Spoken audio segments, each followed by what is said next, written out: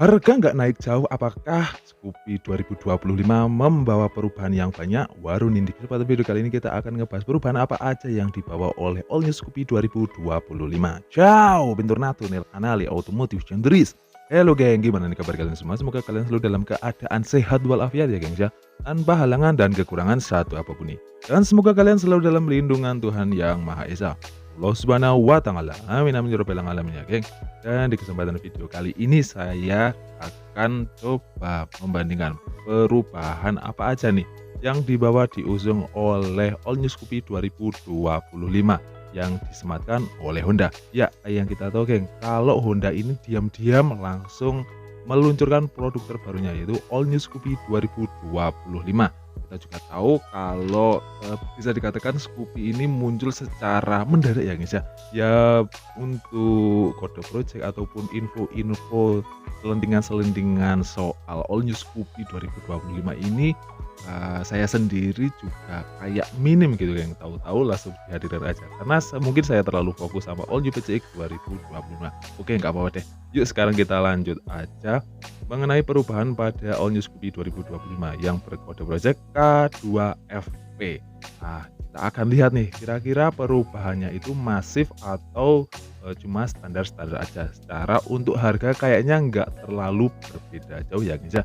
Dan untuk All New Scoopy 2025 perubahan yang cukup kentara bisa kita lihat di beberapa detail-detail bodinya geng. Semisal di area tentunya di area wajah ya guys ya. Kita tahu untuk perubahan di area motor yang selalu di highlight itu kan pasti di area muka atau di area desain ya guys ya. Dan desain untuk Scoopy terbaru sendiri seperti ini geng. Ya kalian bisa lihat sendiri untuk cover stangnya ini udah pakai cover stang ya geng ya. Cover stang mirip Genio malah geng. Dengan ada dua warna di sana, warna hitam sama warna putih dengan kayak ada visor yang cukup menggelembung di sana geng. Dan untuk bagian lampunya mungkin kayaknya Honda udah nawaitunya niat insonnya udah saklek banget sama bentuk lampu yang bundar kayak gini ya guys ya. Jadi bentuk lampunya itu bundar dengan ada potongan di area tengah. Jadi udah full LED juga, di area atas juga ada bertuliskan Scoopy seperti itu geng. Dan untuk lampunya ini emang udah paten dan untuk lampu sein nggak terlalu berbeda jauh, cuma kayak letaknya aja di rotasi ya guys ya. Dan di sana juga terdapat lubang untuk klakson mungkin. Jadi untuk perubahan di area desain ataupun di area perlampuan, di area wajah memang bisa dikatakan cukup unik di sini ya guys ya. Tapi dengan desain yang udah ada cuma di otak-atik sedikit aja seperti itu. Dan perubahan yang cukup kentara juga di area lampu sen dan lampu stop lampnya geng. Jadi untuk stop lampnya masih mempertahankan bentuk bundar juga, bentuk bulat, tapi dengan dikasih pembatas seperti itu geng. Jadi seolah-olah terpotong di area tengah. Dan untuk lampu sennya kayak lebih kecil ya guys ya, tapi diberi aksen lekukan di sana geng. Dan perubahan yang cukup membuat kita kaget pastinya ya di area sini geng, di area kokpit, di area speedometernya dan di area stangnya. Untuk area stangnya sendiri udah nggak pakai ataupun udah menggunakan cover stang geng. Jadi kesan untuk retronya malah sedikit berkurang ya guys ya. Ini kayak bisa dikatakan malah kayak mirip Yamaha Gear ataupun Mio M3 seperti itu geng. Untuk stangnya udah diberi cover dan bentuk dari speedometernya cukup berbeda, udah full digital semuanya geng. Jadi udah nggak ada analog ataupun kombinasinya lagi geng. Oke, selanjutnya kita akan menuju ke area tengah kali ya guys ya. Kita akan melirik ke area bodi. Nah, kira-kira Mas, apakah perubahan di area bodinya juga ada ataupun banyak? Ternyata perubahan di area bodinya itu bisa dikatakan cukup minim game. Cukup minim ya ternyata ya, kita bisa melihat bentuk dari bodinya masih seperti generasi sebelumnya. Tapi Honda cerdik banget nih. Di sini dia memberikan permainan warna yang berbeda. Lihat di area step floor-nya ya guys ya, itu ada dual tone yang bermain di area dashboard sana geng. Dan perubahan yang lain juga berada di area joknya. Jadi ada permainan warna juga di sini dan inilah cerdasnya dan cerdiknya Honda. Dan perubahan yang cukup mencengangkan ternyata terjadi di area kaki-kaki, di area velgnya geng. Untuk velgnya ternyata baru lagi geng. Udah berbeda jauh ya guys ya, tapi justru velg ini malah kesan retronya dapat banget. Walaupun menurut saya malah mirip seperti Suzuki Brookman. Jadi palang 5 gitu, geng. Dan kesan retronya di sini saya akui malah lebih dapat, geng. Dan ini dia ada beberapa pilihan warnanya. Untuk pilihan warnanya sendiri emang lebih ngejreng, lebih ada beberapa yang kalem, ada yang sporty, ada yang energik, dan mungkin ini disesuaikan sama pasarnya ya guys ya.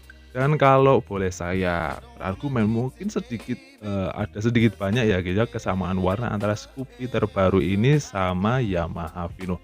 Ya bisa dikatakan pola-pola pattern warnanya itu kok sedikit-sedikit sama. Ya mungkin hanya kebetulan saja, geng. Dan untuk perubahan-perubahan yang lainnya di sini ada answer back system, ada alarm anti maling, dan ada udah support keyless ya guys ya.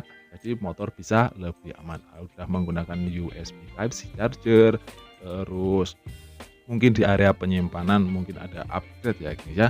Dan yang bisa kita highlight ya di sini Kang, di area cover stang, di area speedometer ini kayak apa ya guys ya, kesan Scoopy-nya itu malah justru hilang. Dan mungkin hanya itu ya guys ya perubahan-perubahannya. Untuk area mesin masih sama geng, masih menggunakan mesin 109,5 cc 4 langkah SOHC ESP PGM FI yang mampu memuntahkan tenaga sebesar 6,6 kW pada putaran 7.500 rpm serta torsi maksimalnya di 9,2 Nm pada putaran 6.000 rpm, masih menggunakan pendingin udara.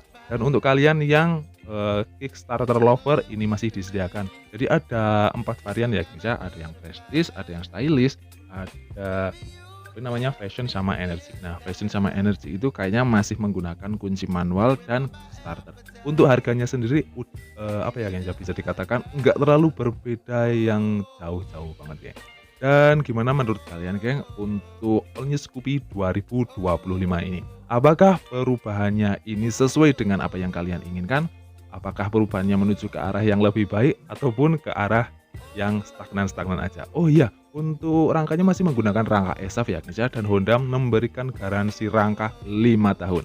Gimana geng, menurut kalian apakah All New Scoopy ini menjadi sebuah skuter matic yang masih ada kemungkinan untuk paling laris di Indonesia? Secara untuk Scoopy ini menjadi skuter terlaris ya, bisa dikatakan terlaris ataupun paling banyak diminati di Indonesia. Bahkan kalau dulu-dulu sempet sampai mau beli ini kalau di inden ya, indennya pun cukup lama. Ataupun kalau kalian cari barang secondnya, ya biasanya barang secondnya itu bisa dikatakan cukup langka. Kalaupun ada harganya juga lumayan tinggi. Oke, mungkin cukup sekian dulu. Itu tadi adalah perubahan-perubahan ataupun upgrade yang dibawa Scoopy 2025 yang dibeli oleh Honda. Makasih banget, sampai ketemu lagi di video selanjutnya. Dah.